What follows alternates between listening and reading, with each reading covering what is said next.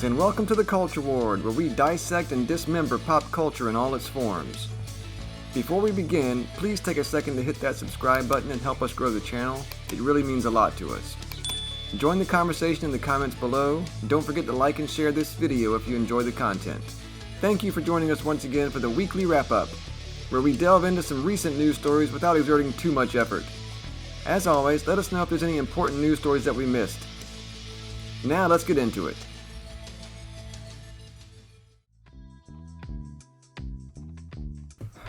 Anyone on Earth that's older than about 6 years old has at least a vague notion of Harry Potter and the wizarding world he occupies. Starting in 1996 with the publication of Harry Potter and the Philosopher's Stone, author J.K. Rowling's story of the young boy who finds out he's a wizard has captivated countless readers of all ages. By the time the third installment of the book series was released, J.K. Rowling had already inked a deal with Warner Brothers for the film rights, and the first movie in the film series, titled Harry Potter and the Sorcerer's Stone, was released in 2001. All in all, there were 7 books in the series, adapted into 8 feature films. The final book, Harry Potter and the Deathly Hallows, was split into 2 movies. And to say the Harry Potter franchise was a success would be the understatement of the century. The book series is the most successful in all of history, selling a combined total of more than 600 million copies. It wouldn't be hyperbole to say that J.K. Rowling and Harry Potter helped teach an entire generation to read. The movies have also been extremely successful, with combined box office receipts of almost $8 billion, making it the 4th highest grossing film franchise of all time.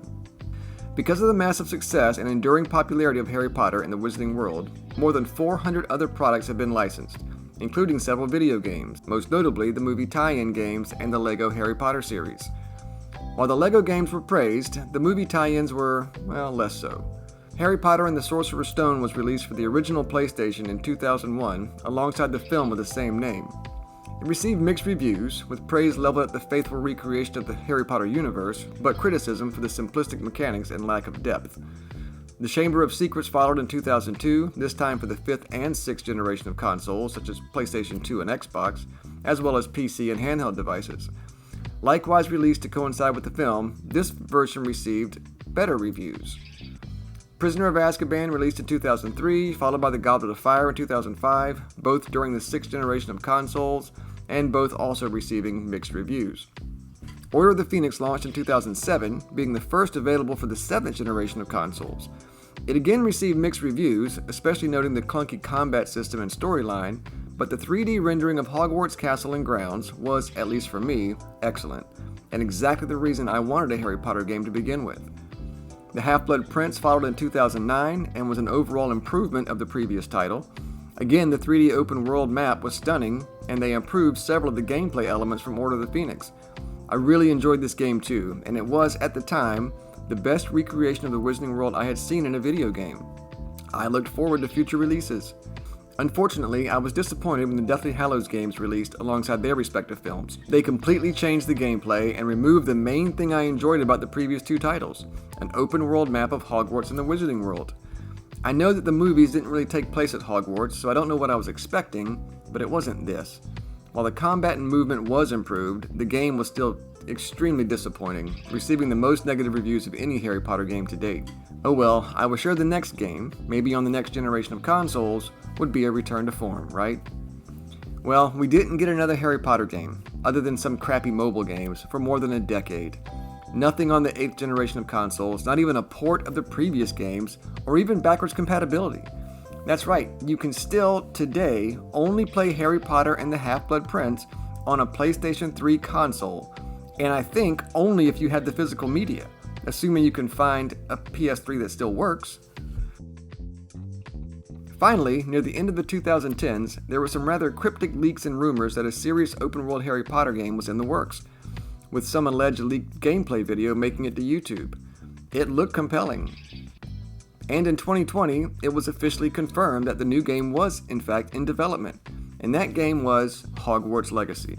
After some delays, it was released in early 2023 amid controversy over the political views of J.K. Rowling, something about women's rights, yet it still dominated the gaming market. Developed on a budget of about $150 million, it earned $1 billion by May 2023, with sales exceeding 12 million units, becoming the best-selling game of 2023 Since then, it has continued to sell well and now exceeds 34 million games sold, making it one of the best-selling games of all time. Developed by Avalanche Software and Portkey Games, it is an expansive open-world action-adventure game set mostly in and around Hogwarts Castle and the surrounding Scottish Highlands.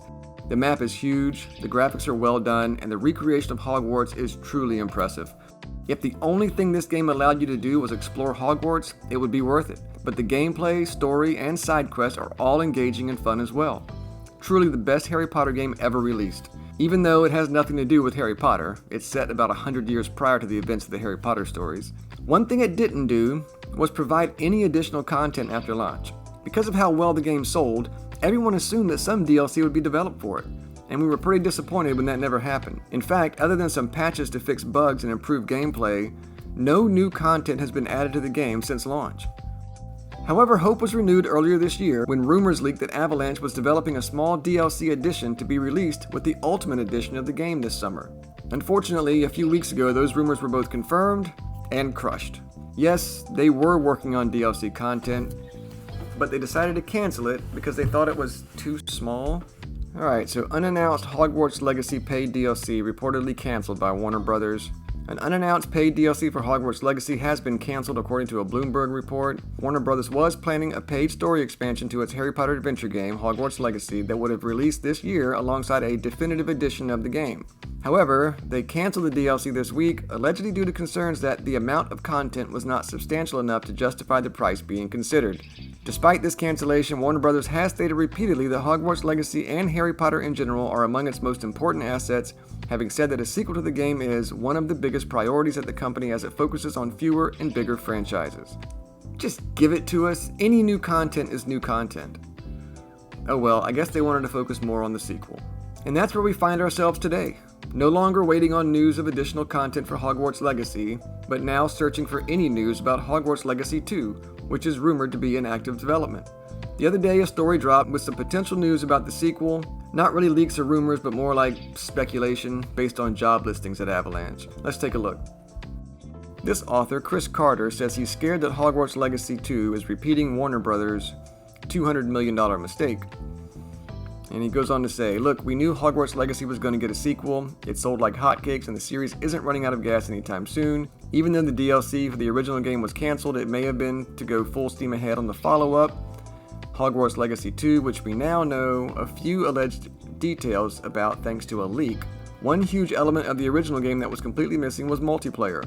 This came as a relief to some, as Hogwarts Legacy was a rare release from Warner Brothers that was single-player only and campaign-focused, but others pined for some form of multiplayer in the Wizarding world. Well, they may now be getting it with all the presumed microtransactions that it could bring. Ideally, it's done more elegantly than Suicide Squad killed Justice League. Let's go over what we know thanks to a recent job posting at Avalanche Software and Warner Brothers. According to the listings, they will be working on an online multiplayer RPG with the lead narrative designer responsible for crafting narratives that adapt to multiplayer frameworks. There's also a posting that talks about dynamic dialogue that responds to player actions and interactions in real-time multiplayer settings. It's important to point out that while Warner Bros. Listings do not point to Hogwarts Legacy 2 directly, the timing and involvement of Avalanche is suspicious given that they are not known to be working on any game at the moment other than Hogwarts Legacy 2. With 34 million copies sold for Hogwarts Legacy, doubling down on multiplayer and the monetization of the follow-up would be a move right out of Warner Bros. Playbook. Because of how vastly different multiplayer games are in the modern era, both in terms of quality and monetization, this could go any number of ways. One of the worst eventualities I think of is Warner Brothers making the game remotely similar to Suicide Squad Kill the Justice League, which was an infamous flop that heavily tied the game to multiplayer and microtransactions. No IP is safe from Warner Brothers when it comes to aggressive monetization, especially a golden goose like Harry Potter. So Hogwarts Legacy 2 could still work as an online game. Warner Brothers could learn from past mistakes. There are paths forward for Hogwarts Legacy 2 if Warner Brothers decides to go the live service route, and there is certainly a chance it could be a financially successful either way, given the strength of the IP. With a strong content cadence and a focus on cosmetic microtransactions, players could get sucked into different ongoing stories centered around the Wizarding world, beyond the scope of what was offered in the original. Bottom line, Hogwarts Legacy 2 could have a massive leg up on Suicide Squad if it delivers a fully fledged campaign that doesn't feel like the live service element compromised the entire release. If the sequel is fully framed around a live service element, it could face an uphill battle. that's it. The news is that there was some job postings for Avalanche Studios for a game that had online multiplayer elements. So yeah, not much to report at this time. Maybe Avalanche is looking for developers to work on Hogwarts Legacy 2, and maybe Hogwarts Legacy 2 will include multiplayer gameplay and other things that weren't in the first one. I guess we'll just have to wait to find out. How long? Who the hell knows? Urgency doesn't seem to be a virtue of the entertainment industry these days. We routinely take years between seasons of TV shows and more than a decade between video game titles. But anyway, I hope they don't screw this game up. If it ain't broke, don't fix it.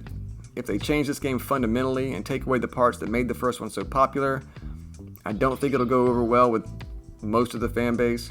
I know I'll be disappointed if I can no longer explore Hogwarts at my leisure. Fingers crossed. What do you think? Do you like Hogwarts Legacy? Are you looking forward to the sequel? Do you think they're going to screw it up with multiplayer and microtransactions? Let us know in the comments. As always, thank you so much for watching. Please like and subscribe if you enjoy the video. Bye for now. We hope to see you next time in the Culture Ward.